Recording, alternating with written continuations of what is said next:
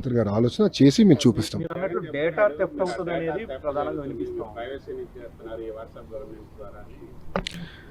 నేను ఛాలెంజ్ చేస్తున్నాను, వైకాపా నాయకులు నేను ఛాలెంజ్ చేస్తున్నాను. ఎక్కడ కానీ డేటా థెఫ్ట్ అని నిరూపిస్తే నేనే స్వయంగా వాళ్ళకి 10 కోట్ల రూపాయలు నేను కానుకని ఇస్తా. ప్రభుత్వం కాదు, స్వయంగా నేనే చెక్ ఇస్తా. వాళ్ళేం తీసుకొచ్చారు స్వామి? జగన్మోహన్ రెడ్డి గారు ఫోనే లేదు కదండి, నేను చెప్పాడు కదా అందరు ఫోన్ లేదని. మళ్ళీ వాట్సాప్ గురించి ఆయన మాట్లాడితే ఎట్లా? అది కాదండి, జగన్మోహన్ రెడ్డి గారికి ఫోన్ లేదని ఆయనే చెప్పాడు.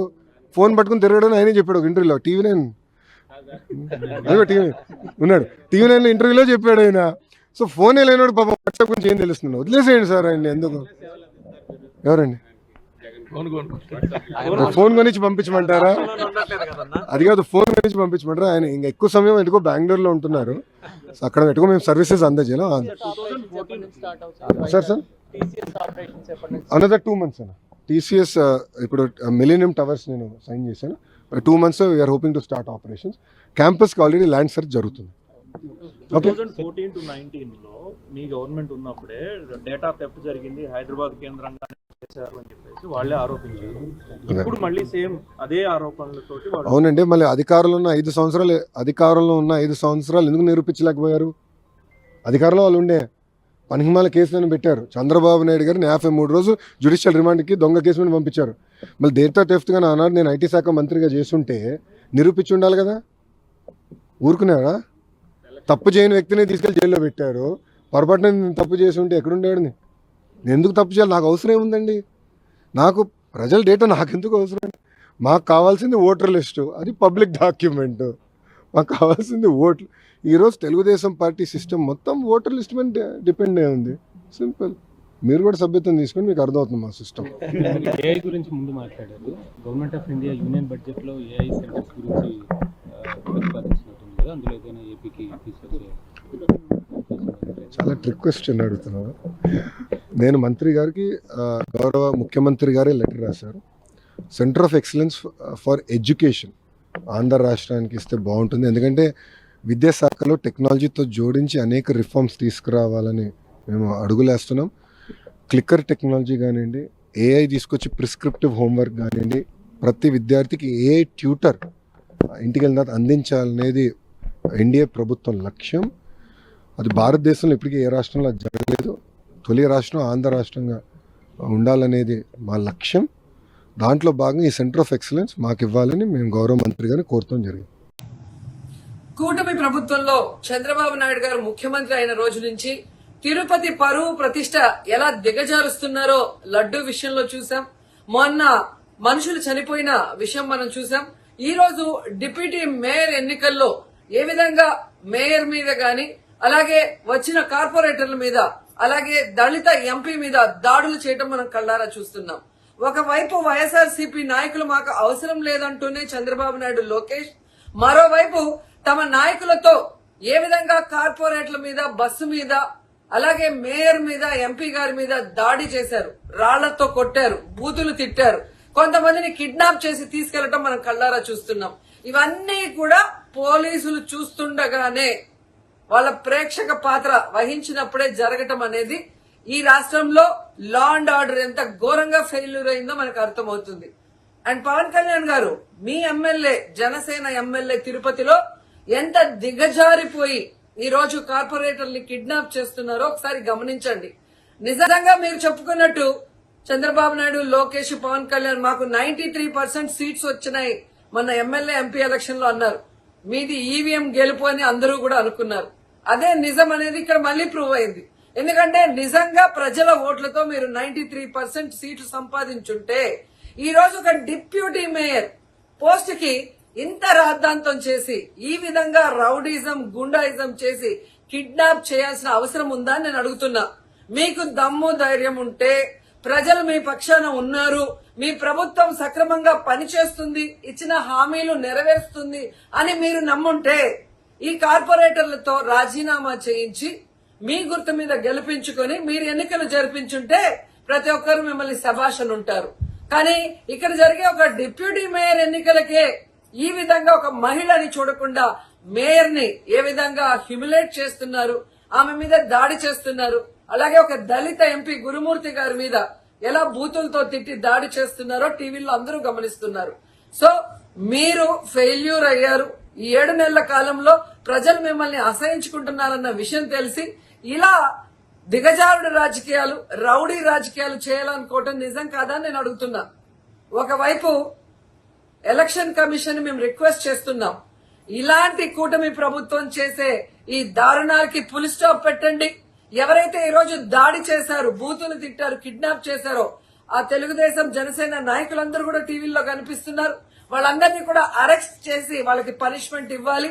అలాగే ఎన్నికలు, డిప్యూటీ మేయర్ ఎన్నికల్ని ప్రజాస్వామ్యబద్ధంగా నిర్వహించాలని ఈసీని డిమాండ్ చేస్తున్నాం. అలాగే చంద్రబాబు నాయుడు, లోకేష్, పవన్ కళ్యాణ్ కి తెలియజేసుకుంటున్నాం, మీకు ప్రజల పక్షాన నిలబడి ప్రజలకి మంచి చేశాము అన్న నమ్మకం ఉంటే మీకోసం ఎవరైనా వస్తే వాళ్ళతో రాజీనామా చేయించి మీ పార్టీ గుర్తు మీద మీరు ఎన్నికలకి వెళ్ళండి. 3 పార్టీలు ఉన్నాయిగా, బీజేపీ, తెలుగుదేశం, జనసేన. మరి మీకు ప్రజలు ఓట్లేస్తారన్న నమ్మకం లేదా? లేదా ప్రజాబద్ధంగా గెలిచిన కార్పొరేటర్లతో మీరు రిజైన్ చేయిస్తే వాళ్ళు గెలుస్తారన్న నమ్మకం లేదా అని ప్రశ్నిస్తున్నాను. సో ఒకసారి తిరుపతికి అమిత్ షా వచ్చినప్పుడు ఎలా బ్లాక్ ఫ్లాగ్స్ ఊపటం, అలాగే రాళ్లు వేయటం అనేది మనం గమనించాం. వాళ్ళు మర్చిపోయి ఉండొచ్చేమో గాని ఈ రోజు రాష్ట్రం అంతా కూడా చంద్రబాబు నాయుడు తిరుపతికి ఎవరొచ్చినా, తిరుపతిలో ఏం జరిగినా, ఏ విధంగా దిగజారుడు రాజకీయాలు చేస్తూ తిరుపతి పరువు ప్రతిష్ట మరి దిగజారుస్తున్నారో అందరూ గమనించి వాళ్ళకి బుద్ధి చెప్పాలని కూడా ప్రజల్ని కోరుకుంటున్నాను. మాకు ఆట మాత్రమే తెలుసు, ఆయనకి వేటాటం తెచ్చి వేటాడమని వెళ్ళి అక్కడ అడవిలో ఎక్కడన్నా, ఇక్కడ ఎందుకు ఆ అడవిలో వేటాడమనయ్యా, నాకేం అభ్యంతరం. మాకు ఆట ఆడటం కూడా ఏం తెలియదు. మాకేం తెలుసు ఆట ఆడటం? మాకు ఆట తెలియదు, వేట తెలియదు, ప్రజాసేవ తెలుసు. ఆయనకి ఆట తెలుసు, వేట తెలుసు. వేటాడమను, అడవిలోకి వెళ్ళి ఒక సింహాన్ని వేటాడమను, చెరుకు నక్కనంగా వేటాడమను. మాకేం అభ్యంతరం లేదు, వేటాడుకోమను, మాకేం అభ్యంతరం లేదు. మాకు ఆట తెలియదు, వేట తెలియదు. పార్టీలో కష్టపడిన వాళ్ళకి ఆ రోజు ఎలక్షన్ లో రెడీమేడ్ వాళ్ళకి ఇవ్వడం వల్ల వీళ్ళందరూ వెళ్ళిపోయారనేది ఒక అభిప్రాయం ఉందా? పరిశీలిద్దాం దాని గురించి కూడా. దాంతోపాటు ఎవరైతే పార్టీ ఫిరాయించారో వారి మీద we are going to the legal action కూడా వెళ్తాము. ఎవరైతే మాకు చాలా మంది కండువాలు వేసుకెళ్లారో వాళ్ళ మీద తప్పనిసరిగా we are going to take an action on them. వైసీపీకి సంఖ్యాబలం ఇప్పుడు తక్కువగా ఉంది. ఇప్పుడు అవిశ్వాస తీర్మానం పెట్టిందా, చేస్తారా, లేకపోతే మీ మేయరు, డిప్యూటీ మేయరు రాజీనామా చేస్తుందా? రమ్మను, చేస్తాం. అయ్యే ఉండవు, చూస్తాం. అసలు వాళ్ళు అవిశ్వాస తీర్మానం పెట్టినా కూడా వాళ్ళ వల్ల కాదు, చట్టాల ప్రకారం చాలా ఉన్నాయి. అవన్నీ అయ్యే పని కాదు. 5 సంవత్సరాలు మేయర్ గానే ఉంటాడు రాసుకోండి, 5 సంవత్సరాలు డిప్యూటీ మేయర్ గానే ఉంటాడు రాసుకోండి. చట్టాలు అంత తేలిగ్గా కాదు. వాళ్ళు అవిశ్వాస తీర్మానం ఎట్ట పెడతారో చూస్తాం, పెడితే ఎదుర్కొంటాం, దాని వ్యవహారం తేలుస్తాం. అన్నిటికీ సిద్ధమే. అవునండి, చెప్పాము, కాపాడుకోలేమని చెబుతున్నాగా.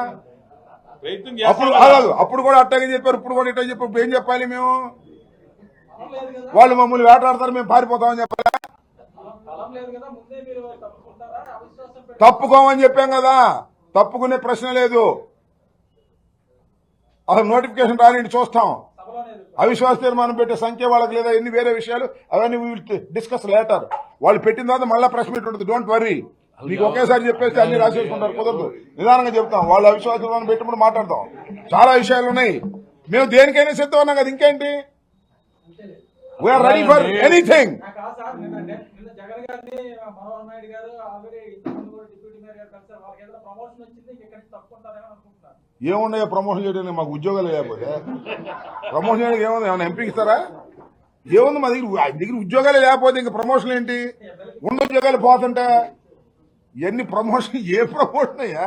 మేము అధికారులు లేని వాళ్ళు ఇంకా ప్రమోషన్లు ఏముంటాయి? వాళ్ళు ఇచ్చుకుంటారు ప్రమోషన్లు. వాళ్ళు అందరూ పిలుస్తున్నారు, రండి మా పార్టీలోకి ప్రమోషన్ ఇస్తాం, రండి మా పార్టీలో ప్రమోషన్ ఇస్తామని. 24 మంది నిలబడ్డారు. మీ ప్రమోషన్ వద్దు, మీ డబ్బు వద్దు, మీ గడ్డి గుడ్డు వద్దు అని నిలబడ్డారు 24 మంది. శభాష్, వాళ్ళకి సాల్యూట్. అంటే తీయలేదేమో ఆయన. ఎవరు ఇందాక వేటాడతాన్నాడా? తలుపు దగ్గర నుంచున్నాడేమో. ఆ వేటాడతాను ఎవరైనా ఎవరు? నువ్వు చెప్పావు ఇందాక ఎవరు వేటాడతాను? నాకేం తెలుసు ఆయన ఎవరు? ఎవరు గుర్తురావట్లేదు. రోజు డైలీ కాల్ చేసుకుంటారు. గుర్తు రావట్లేదు ఎవరైనా. మీరు ఫోన్ చేసి అతనే పెమ్మసానికి నేను ఎప్పుడు ఫోన్ చేయలేదు. ఆయన ఏమయ్యా, పెమ్మసానికి గారికి నేను ఎప్పుడు ఫోన్ చేయలేదు. ఆయన అమెరికాలో ఉండే వ్యక్తి, గౌరవప్రదమైన వ్యక్తి, కోట్ల రూపాయలు కష్టపడి సంపాదించిన వ్యక్తి. ఆయన నాకు తెలిసి రెసిడెన్సీ చదువుకుంటారు, ఇక్కడి నుంచి వెళ్ళి రెసిడెన్సీ చదువుకుంటారు. మా అమ్మాయి కూడా రెసిడెన్సీ చదువుకున్నది. వాళ్ళకు యూ వర్డ్ అని ఒక పేపర్, పెద్ద డిమాండ్ పేపర్ అది. మా అమ్మాయి నేను అడిగాను, అమ్మాయి ఈ ఫోటో తెలుసు. ఈయన అన్నాడు, ఈయన చాలా గొప్పోడు, ఈయన మెడికల్లో బ్రహ్మాండమైన ఫీల్డ్, ఈయన కోట్లు సంపాదించాడు, చాలా గొప్పడు. ఈయన రాజకీయాల్లోకి వచ్చాడా అన్నావు. రాజకీయాల్లోకి వచ్చాడు, ఇప్పుడు ఏటాటం మొదలెట్టాడు. అది నాకు బాధ వేసింది. అంత ఏమనంటే రెడ్ బుక్ తీస్తాడట ఈ లోకేష్ గాడు. ఒరేయ్, నా బుక్ నేను తీసానంటే నువ్వే ఉండవు, మీ బాబు ఉండడు. నా పవర్లు నేను వాడానంటే మీ బాబును కనుక్కో. నువ్వు తీసే బుక్ ఏంటి? నువ్వు ఎంతమంది మీద దాడులు చేస్తున్నావు? నిన్ను జైల్లో పెట్టి తీరుతా. నీ బాబు జైలుకి వెళ్తాడని చెప్పా. ఏం వాగుతున్నావు? ఒళ్ళు దగ్గర పెట్టుకో. ఇంకొక వైసీపీ నాయకుడు, ఏ రాజకీయ నాయకుడినైనా నువ్వు టచ్ చేసావా, మీ బాబుని జైల్లో పెడతా, నిన్ను జీరో చేస్తా. అధికారం ఉందని పిచ్చోళ్ళకు బిహేవ్ చేయొద్దు. Be careful. నువ్వెంతరా? రాజశేఖర రెడ్డి గోరు తీయడానికి సరిపోడు. మీ నాన్న రాజశేఖర రెడ్డి ముందు భయపడేవాడు. రాజశేఖర రెడ్డి హాని చేయకుండా నేను కాపాడా. మీ నాన్న నా శిష్యుడు, 22 సంవత్సరాల దీవెనలు. నా స్పిరిచువల్ పవర్ వాడేనా? వాడు ట్రంప్ అయినా దిక్కులేదు, బైడెన్ అయినా దిక్కులేదు, మోదీ అయినా దిక్కులేదు. జగన్మోహన్ రెడ్డి ఎప్పుడు నా మీద కేసులు పెట్టలా. జగన్మోహన్ రెడ్డి నన్ను కలిసి ఉంటే బాగున్ను, కలవలా. ఇప్పటికైనా ఆయన నేను పిలిస్తే వెళ్తాను. ఆయన్ని నేను పిలుస్తున్నాను. ఎందుకంటే అపోజిషన్ లేకుండా జీరో చేసి బీజేపీ చంద్రబాబుని, పవన్ కళ్యాణ్ని తొత్తులుగా వాడుకుంటే సహించేది లేదు. అవినీతి జరిగింది. 5 లక్షల ఓట్లు టీడీపీ బీజేపీకి పడిపోయా, 500 పడలే. ఆ ఓట్లు ఎక్కడెళ్ళాయి? ఇక్కడ 4-5 లక్షల ఓట్లు ఎవరికేశారు? బొత్సకు పడలేదు, ఝాన్సీకి. క్లియర్గా 3 లక్షలు రావాల్సిన వాడికి 9-10 లక్షలకు వచ్చాయి. మోదీయే 1,500,000తో ఓడిపోతే కళ్ళకు కనబడుతున్నాయి, చెవులకి. పోనీ గెలిచాడు రా, ఒక 50,000 1,00,000 అంటే బాగుంది. 3 లక్షలతో 4 లక్షలు వచ్చాయంటే ఆ బాలకృష్ణ ముఖం చూసేశారా? చంద్రబాబు నాయుడు ముఖం చూసేశారా? భరత్ ముఖం చూసేశారా? 5 లక్షల క్రైస్తవ ఓట్లు, బీసీల ఓట్లు. క్రైస్తవులే 5 లక్షల ముస్లిమ్స్. 20 లక్షల ఓట్లు ఉన్నాయి వైజాగ్లో. నేను వెళ్ళిపోతాను, నన్ను పంపేద్దాం, నన్ను రెచ్చగొట్టారు, తేల్చుకుంటాం ప్రతి ఒక్కడితోని. ఈ రాష్ట్రం, ఈ దేశాన్ని రక్షించేదాకా నేను పోరాడతా. చిత్తశుద్ధున్న నాయకులందరూ నాతో కలవండి. అంబేద్కర్ ఆశయాలు నెరవేర్దాం. ఈ ప్యాకేజ్ స్టార్లైన ఈ పవన్ కళ్యాణ్ని, ఈ చిరంజీవిని, వీళ్ళందరినీ మర్చిపోదాం. ఈ శర్మిలాని మర్చిపోయి ప్రజాస్వామ్యాన్ని కాపాడదాం, ప్రజల్ని గెలిపిద్దాం. జగన్మోహన్ రెడ్డికి బీజేపీ వైసీపీ ఎంపీ అయినా ఆర్ కృష్ణయ్య రాజీనామా చేయించక ముందే నేను చెప్పాను, ఆర్ కృష్ణయ్యని బీజేపీ తొత్తుగా వాడుకుంటారు అని. జగన్మోహన్ రెడ్డి రూపాయి తీసుకోకుండా ఆర్ కృష్ణయ్యకి 500 కోట్లు విలువైన ఎంపీ రాజ్యసభ సీట్ ఇస్తే అప్పుడు జగన్ను ప్రశంసించాడు. ఇప్పుడు బీజేపీ దగ్గర 1,500 కోట్లు డీల్కి ఇప్పుడు తెలంగాణ, ఆంధ్రప్రదేశ్ రాష్ట్రంలో ప్యాకేజ్ స్టార్లైన శర్మిల, పవన్ కళ్యాణ్ లాగే చిన్నోడు ఒకడు కొత్తోడు వచ్చాడు. వాడి పేరు తీర్మాన్ మల్లన్న.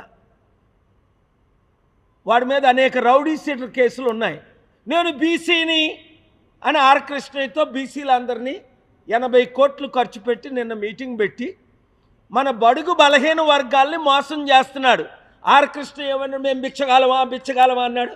చంద్రబాబుతో భిక్షం అడిగాడు, కేసీఆర్ని భిక్షం అడిగాడు, వైసీపీని భిక్షం అడిగాడు, ఇప్పుడు బీజేపీని భిక్షం అడిగి బీసీలని తాకట్టు పెట్టేశాడు. వాడి శిష్యుడే తీర్మాన్ మల్లన్న. దానికి రుజువే నిన్న తెలంగాణలో మీటింగ్.